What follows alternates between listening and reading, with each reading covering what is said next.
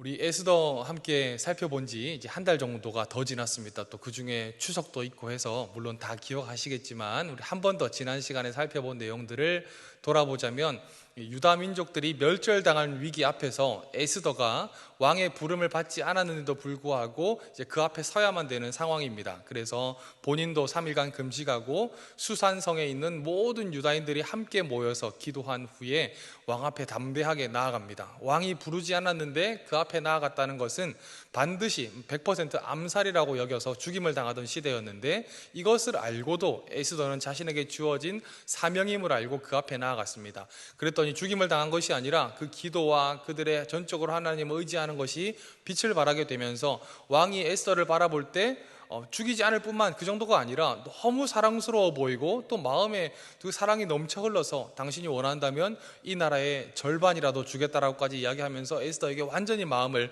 빼앗기게 됩니다. 그런데 그 에스더가 경거망동하지 않고 조급해하지 않고 기회가 왔다 그러면서 하만을 없애주십시오 이렇게 하는 것이 아니라 계속해서 하나님이 일하실 때까지 인내합니다. 그를 불러서 잔치를 열고 계속해서 뭘 줄까, 어떻게 해주면 좋겠냐라고 물어보는데도 불구하고 섣불리 이야기하지 않고 하나님이 일하시는 완전한 사인이 탁 드러날 때까지 계속해서 인내하는데, 그 5장에서 하나님의 일하심이 점점 이렇게 드러나기 시작하는 거죠. 그래서 오늘 우리가 살펴본 이 6장에서는 하나님께서 이제 본격적으로 일하시는 장면들이 나옵니다.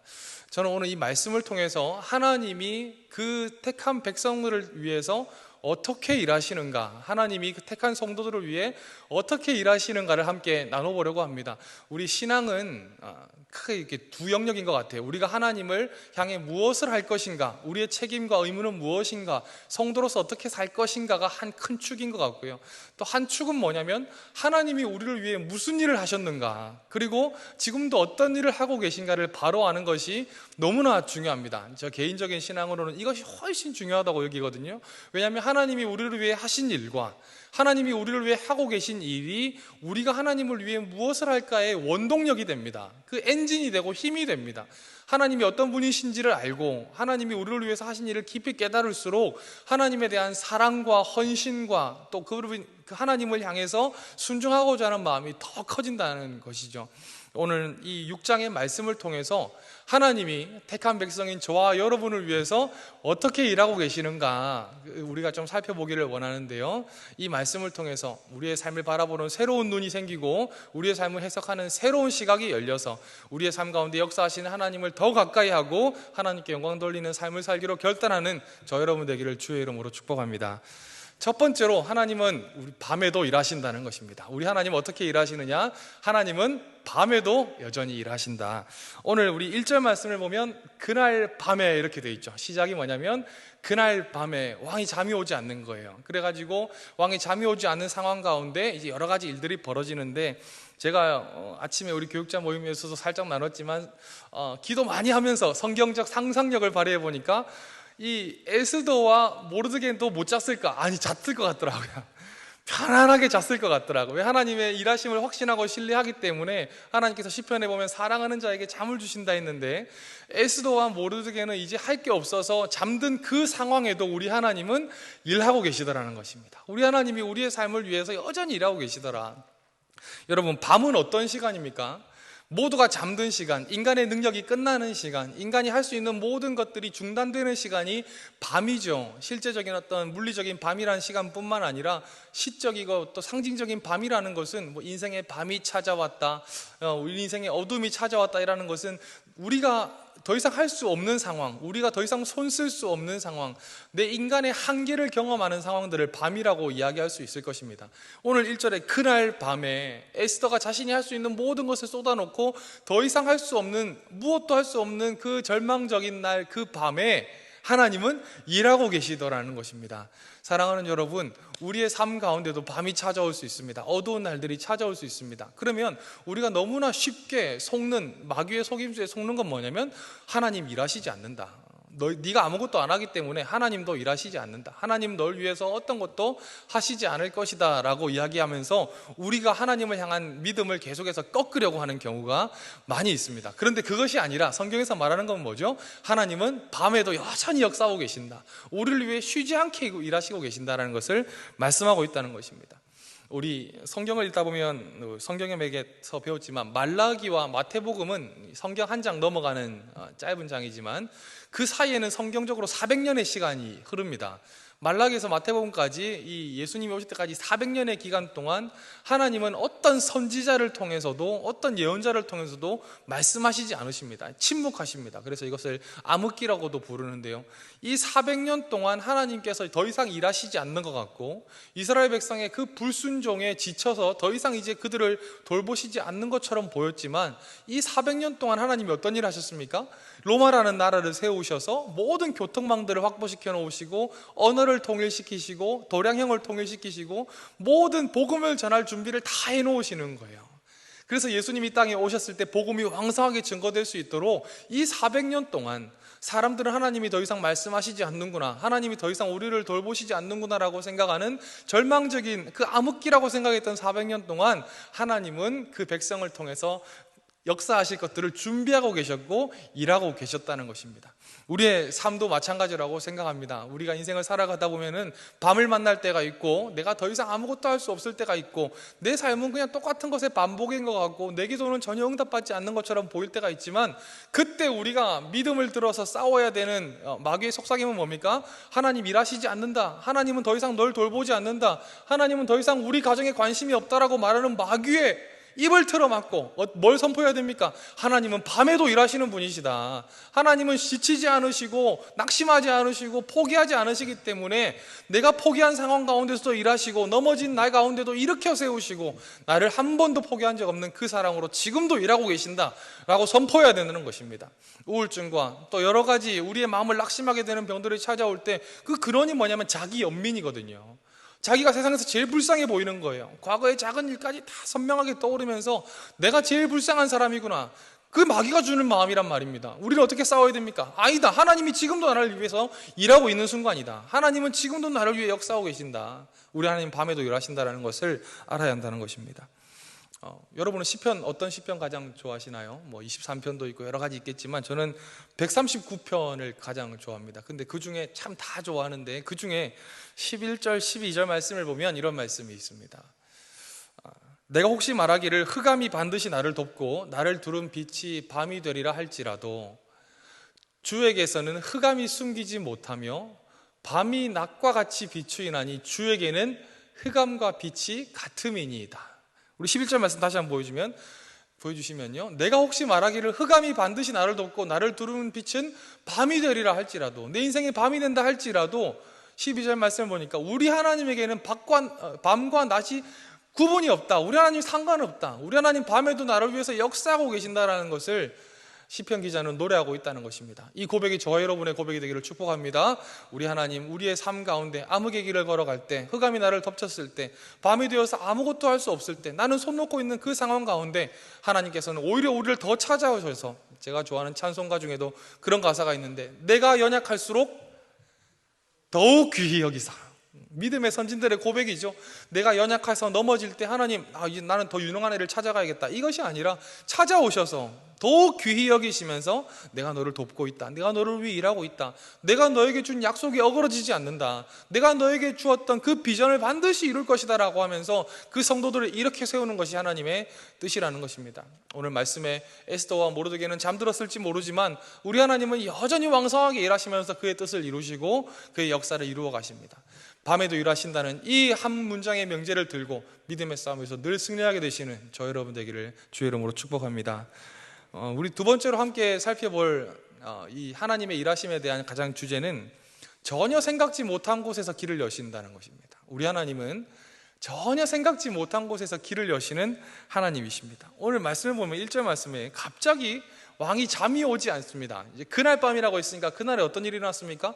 앞에서 파티가 벌어졌죠. 야하스웨로는 술을 좋아하기로 유명한 왕인데 이 술을 왕창 먹으면 사실 잠이 안 들기가 더 어렵죠. 푹 잘 수가 있는데 갑자기 그날에 잠이 오지 않는다는 거예요. 잠들려고 하면 깨고 잠들려고 하면 깨고 이렇게 불면의 밤을 막 보내고 있는데, 그래서 갑자기 잠이 오지 않으면 사실 우리 거룩한 성도님들은 이렇게 성경을 읽으시죠, 다들. 근데 이제 일반적인 사람은 TV를 켜기도 하고 라디오를 듣기도 하고 요즘 TV가 핸드폰이 좋으니까 핸드폰으로 보고 싶은 걸 보기도 할 수도 있습니다. 그런데 갑자기 왕조실록을 읽으라는 거예요. 우리 1절 말씀 후반부를 보면 명령하여 역대일기를 가져다가 자기 앞에서 읽히더니 이렇게. 근데 지금처럼 컴퓨터가 있는 시대도 아니고 이렇게 종이가 많은 시대도 아니라서 분명히 뭐 어떤 그 가죽에 쓴 두루마리나 아주 귀한 종이었을 겁니다. 그렇기 때문에 이렇게 쫙 있는 게 아니라 두루마리가 여러 통이 있었을 거예요. 이렇게. 근데 그 중에서 서기관이 그냥 하나 툭 뽑은 게 뭐냐면 모르드게에 관한 기록인 겁니다. 그 수백 개, 많게는 수천 개 되는 두루마리 중에 하나 딱 뽑았는데 그게 뭐냐면 모르드게가 5년 전에 왕을 암살할 수 있는 그 2명의 기회를 차단하고 왕의 목숨을 살렸다. 이걸 딱 읽는 겁니다. 우리 2절 말씀 보면 그 속에 기록하기를 문을 지키던 왕의 두 내시 빅다나와 데레스가 아하수에로 왕을 암살하려는 음모를 모르드게가 고발하였다 하는지라. 마침 잠이 안 왔는데 또 갑자기 왕조실록을 한번 읽고 싶어서 읽었는데 거기서 딱 뭐가 나오냐면은 모르드게가 한 일이 탁 튀어나오는 거예요. 게다가 갑자기 그냥 그렇구나, 아유 잘됐다, 다행이다 이렇게 넘어간 게 아니라 야 그때 어떤 상을 베풀었느냐, 갑자기 상을 막 이렇게 궁금해하는 마음이 생겨나서 상을 물었더니 아무것도 상을 준 것이 없습니다 라고 돼가지고 이제 상을 내리게 된 거죠. 그런데 마침 그 새벽 꼭두 새벽에 왕궁 앞에 누가 와 있었냐면 이 하만이라는 사람이 또 와 있는 거예요. 얘는 왜 안 잤는지는 모르겠습니다. 잠 안 자고 갑자기 그 앞에서 어슬렁 거리는 겁니다. 왜냐하면 그 전에 자기 친구들이 이제 그 모르드게를 없애고 자신이 높아질 거에 대한 아이디어를 주니까 이제 흥분해서 잠이 안 왔던 것 같아요. 그 앞에서 기다리면서 그냥 어슬렁거리고 있는데 갑자기 왕이 부르는 겁니다. 왕이 불러가지고 야 왕에게 혁혁한 공을 세우는 사람한테 어떻게 해야 되냐, 그러니까 나한테 주는 거구나. 김칫국을 막 마시면서 그랬때는 왕의 말을 태우고 옷을 입히고 막 이렇게 존귀하게 하면 됩니다. 그랬는데 그래? 그건 모르드게한테 해줘라. 하루아침에 뒤집혀 버린 거죠. 그래서 자신한테 주는 줄 알았는데 그 모르드게가 하게 됐고, 또 재밌는 건 뭐냐면 우리 13절 말씀을 보면요, 하만이 모르드게를 에스코트하게 되고 몸좀처럼 돌고 들어와서 너무 마음이 상해서 친구들한테, 아내한테 말을 했는데 자기가 당한 모든 일을 그의 아내 세레스와 모든 친구에게 말하며 그중 지혜로운 자와 그의 아내 세레스가 이르되 모르드게가 과연 유다 사람의 후손이면 당신이 그 앞에서 굴욕을 당하기 시작하였으니 능히 그를 이기지 못하고 분명히 그 앞에 엎드러지리이다. 하루 전만 해도 자신을 향해서 칭송과 자신의 마음에 들을 만만 골라서 했던 최측근의 사람들이 갑자기 당신은 그의 앞에 엎드러질 것입니다. 그는 유다 사람이기 때문에, 하나님이 돕는 사람이기 때문에 너는 지금부터 내리막길 인생이 될 것이다 라고 지금 가장 친한 그 사람의 입에서 저주가 나오기 시작하는 거예요. 여러분, 지금까지 살펴본 내용은 우리가 지금 성경을 제3자에서 읽기 때문에 그럴 수 있다고 보지만 에스더와 모르드게 입장에서는 정말 한 번도 생각하지 못한 데서 길이 열리기 시작하는 겁니다. 갑자기 자신은 잠들고 있는 상황 가운데 하룻밤이 지나고 나니까 이 모든 일이 이루어지는 거죠. 갑자기 왕이 잠이 안 오고, 갑자기 서기관이 들었던 그 수천 개 수백 개의 두루마리 중에 하나가 마침 모르드게에 관한 기록이고, 이거에 대해서 자기 친구들한테 위로받고자 찾아갔더니 그 사람들은 오히려 너는 이제 끝났다, 너는 이제 그 사람 앞에서 엎드러질 것이라는 이 말을 듣게 되면서 완전히 상황이 뒤집어지게 되는 것. 사랑하는 성도 여러분, 우리의 삶에 있어서 하나님은 어떻게 역사하시냐? 전혀 생각지 못한 곳들에서 길을 내시기 시작한다는 겁니다. 기묘자라, 모사라, 전능하신 하나님이라, 기묘자시다.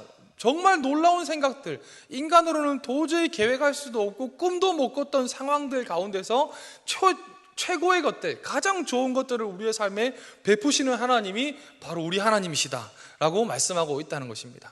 우리가 믿음의 눈을 들지 못하고 우리가 하나님 앞에서 믿음으로 깨어있지 못하면 사방이 막힌 것 같을 때가 있어요. 그런데 그 사방이라는 것은 인간적으로 생각해내온 방법들 중에 하나인 것 뿐입니다. 정말 미련하고 짐승과 같은 우리의 지식으로, 생각으로 열어놓은 방법들이 막힌 것이지, 수천 가지 계획을 갖고 계신 하나님의 입장에서는 또 많은 길이 있다는 거예요. 얼마나 많은 일들이 열리는지 모릅니다. 오늘 말씀을 읽기 이전까지 5장 4장만 보더라도 하만은 왕과 똑같은 권세를 가진 사람이에요. 왕이 가장 신뢰하는 사람이에요. 어떻게 이 둘을 떼놓을 수 있고, 이미 왕이 도장을 찍어서 유다민족의 멸절하는 날짜까지 다 반포가 됐는데 이것을 어떻게 뒤집을 수 있을 것인가? 그럼 인간적으로 생각했을 때는 뭐 더 권력을 가진 사람이 나타나거나 뭐 다른 인간적인 생각을 할 수 있지만, 하나님 어떻게 하십니까? 갑자기 불면증을 주시면서 또 그 앞에서 갑자기 자기의 영달을 위해서 나타난 사람이 그 앞에 대기하게 하면서 인간의 생각으로는 도저히 생각해낼 수 없는 방법들이 톱니바퀴처럼 한치의 오차도 없이 이루어져 가면서 하나님의 기묘한 방법들이 드러나게 되더라는 것입니다. 우리 열왕기하 5장에 보면 잘 아는 나만 장군이라는 인물이 나오죠. 아람 나라에서 가장 높은 신하, 국방부 장관 같은 신하였는데, 이 사람이 온몸에 이제 나병이 생기는 겁니다. 나병이 인간이 쓸 수 있는 방법은 다 해봤지만 안 되니까 자기가 포로로 잡아온 여자 하나가 자신의 땅에 하나님이 사람이 있다, 거기 가면 된다. 근데 가기 전에 그 이스라엘 왕한테 편지를 쓰거든요. 예물을 보내면서 내가 너무나 아끼는 신하인데 이 나만의 병 좀 고쳐줘라. 그런데 자기가 어떻게 고칩니까? 이스라엘 왕이. 그래서 막 옷을 찢고 울고 하는데, 그래서 바로 이제 그 엘리사의 집으로 찾아갑니다. 찾아가서 문을 두드리는데, 거기서 나온 방법이 뭐냐면 요단강에 몸을 7번 담궈라. 그 말을 듣고 나만이 분노하는 말이 나옵니다. 우리 다메섹 강에 가면 더 수량도 많고 깨끗한 강들이 넘쳐나는데 요단강은 이렇게 풍성했다가 막 줄어들었다, 그런 강이거든요. 그래서 그 당시에 요단강은 아마도 이렇게 우리로 치면은 발목도 안 오는, 무릎 정도 오는 그런 데서 흙탕물이지 않았을까.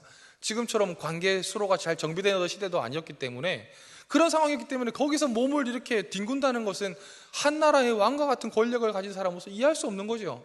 근데 나만 장군이 그 하나님의 사람의 명령 그대로 7번 그 물에 몸을 담궜을 때 몸이 깨끗해지더라.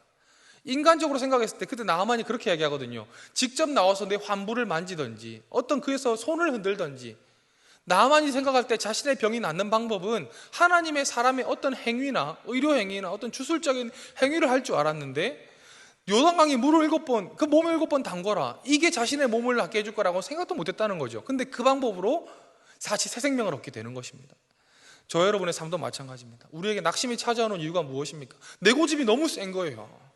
내가 아는 길만 알기 때문이에요. 이것마저 없어지면 이제 끝이라고 생각하고, 내가 가진 인생의 지혜로는 이게 최고인데 이게 없어지니까 낙심하게 되는 거죠.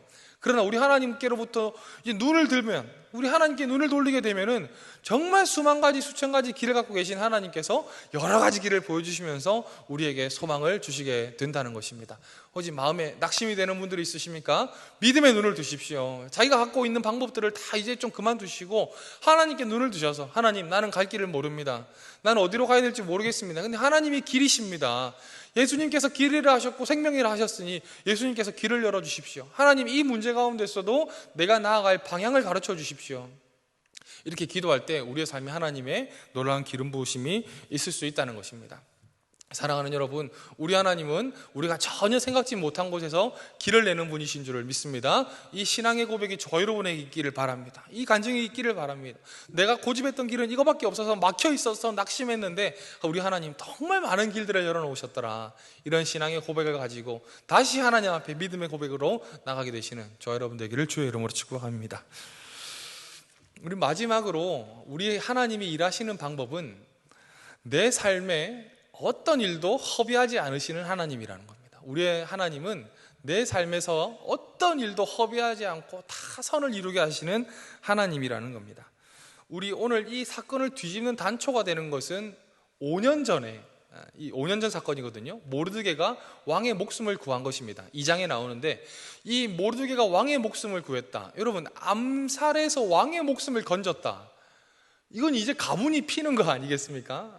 옛날에 그 로스트 메모리즈라는 영화를 보면은 그 안중근이 이토 히로부미를 저격하는 그 순간에 타임머신을 타고 가서 안중근을 오히려 저격하는 일본인이 나오거든요.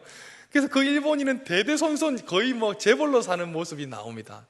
물론 이게 상상력으로 만든 허구지만, 마찬가지로 이 당시에 페르시아 황제의 목숨을 구했다.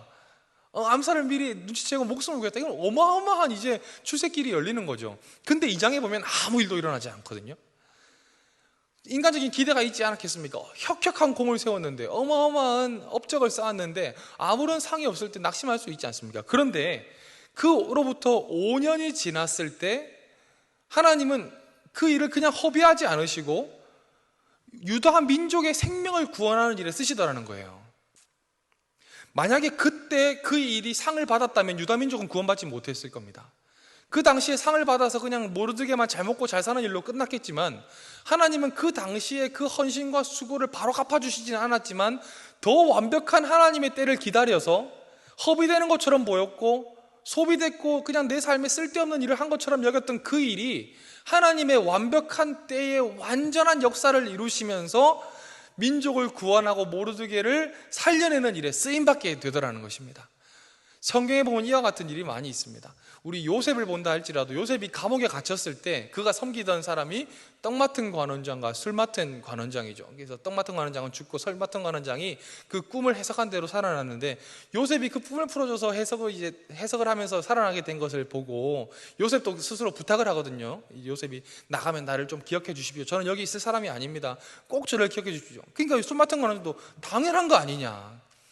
술 맡은 관원이라는 것은 이 바텐더나 이런 사람이 아니라 왕 옆에서 가장 큰 권력을 가진 사람입니다. 그 사람이 이제 왕 옆으로 복직이 됐으니까 감옥에 있는 죄수 한 명 풀어주는 거 아무것도 아니죠.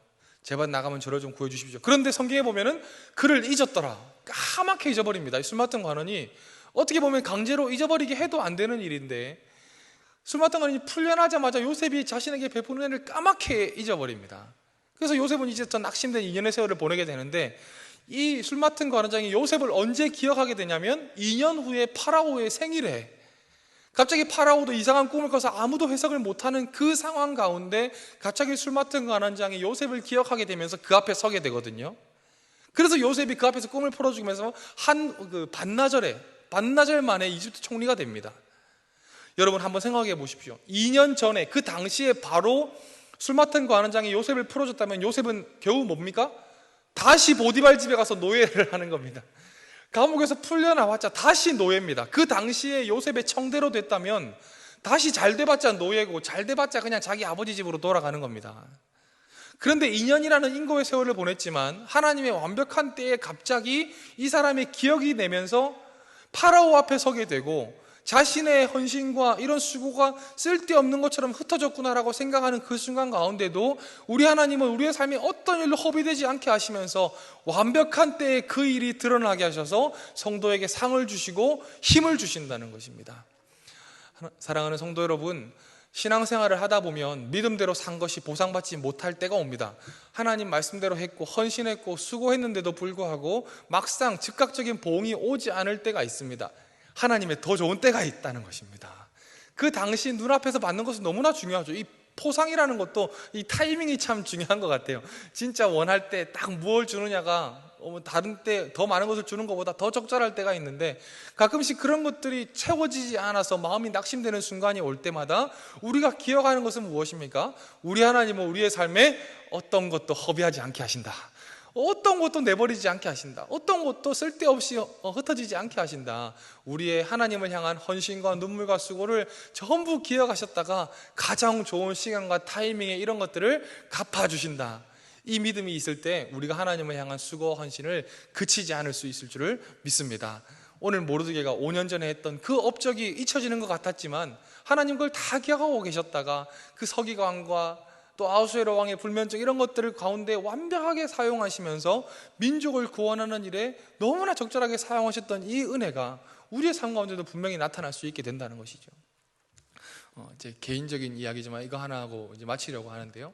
제가 신대원 졸업하고 이제 안수받기 전까지 이제 부산에서 이제 사역을 했었는데, 신대원 다닐 때는 교통비 그리고 뭐 학비 이런 것 때문에 이제 사실 뭐 하나도 안 남죠. 근데 이제 졸업했다고 해서 교통비 학비를 좀 이렇게 사례에 더해 주시더라고요. 그게 꽤 돼가지고 이제 뭔가 좀 넉넉한 삶을 살 수 있겠다 싶은데 뭐 부모님 집에 살죠. 결혼도 안 했죠. 그래서 그 정도 돈이 필요 없더라고요. 그래서 이걸 좋은데 어디 쓸 수 있을까 고민하다가 평소에도 선교에 좀 관심이 많았는데 선교사님들이 한국에 들어오면 계실 데가 없는 거예요. 그걸 참 몇 번을 정말 여러 번 들었습니다. 그래가지고 어떤 선교사님은 장로님이 자신의 집에 가자 그랬는데 어떤 방에 넣어놓고 밖에서 부부싸움을 하시더래요.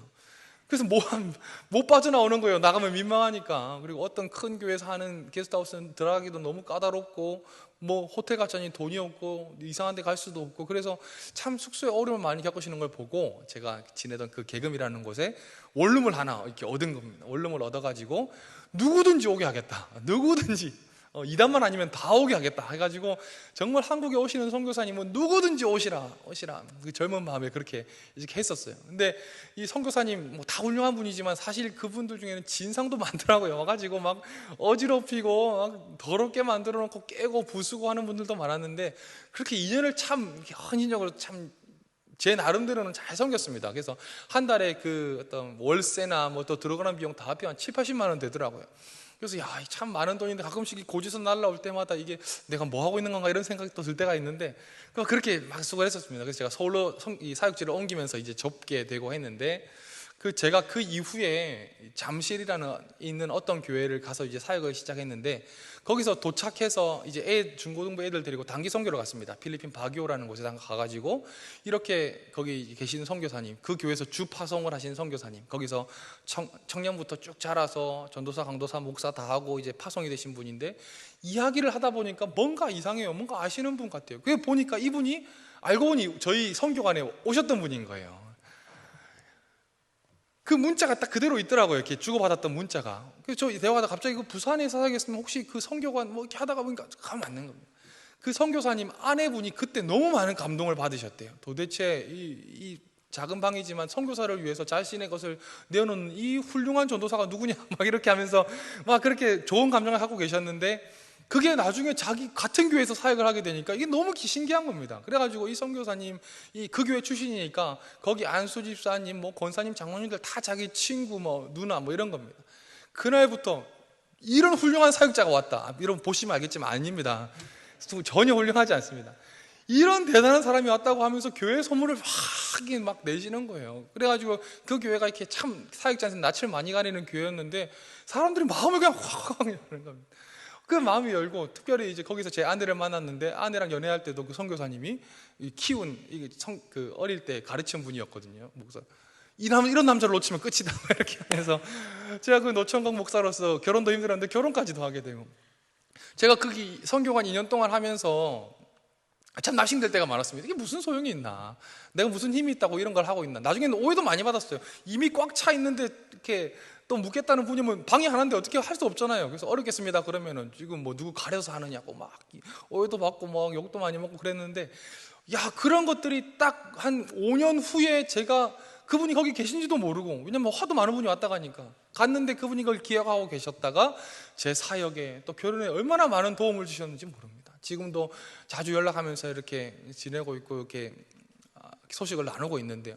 제가 오늘 말씀을 준비하면서 딱 그때가 떠오르다. 그 당시에 어떤 보상도 없는 것 같고 어떤 채워짐도 없는 것 같았고 이 수고에 대한 어떤 보상도 없는 것 같아서 낙심이 될 때가 있었지만, 하나님 분명히 보상하시는 분이다. 우리 히브리서 말씀에도 있죠. 하나님은 자기를 찾는 자들에게 상 주시는 분이시다. 하나님을 설명할 때 성경에서 뭐라고 하냐면 자기를 찾는 자들에게 상을 주신다. 우리는 죄인이기 때문에 믿음의 길을 걸어갈 때 적절한 보상이 없으면 이 길을 완주할 수 없습니다. 하나님께서 분명히 때때로 상을 주시고 보상하시면서 우리를 믿음의 길을 완주하게 하시는데, 우리가 좀 더 시각을 넓히면 지금 당장 내 앞에 주어지는 것이 없다 할지라도 하나님의 완전하신 때가 있다, 하나님의 빈틈없고 틀림없는 때가 반드시 있다는 것을 알고 우리에게 주어진 사명의 길을 걸어갈 때, 낙심이 되고 절망이 찾아올 때마다 오늘 이 말씀을 기억하셔서 하나님은 내 삶에 어떤 것도 허비하지 않게 하신다는 이 중요한 진리를 붙들고 이 믿음의 삶을 끝까지 걸어가셔서 하나님께 영광 돌리는 복된 삶이 되시기를 주의 이름으로 축복합니다.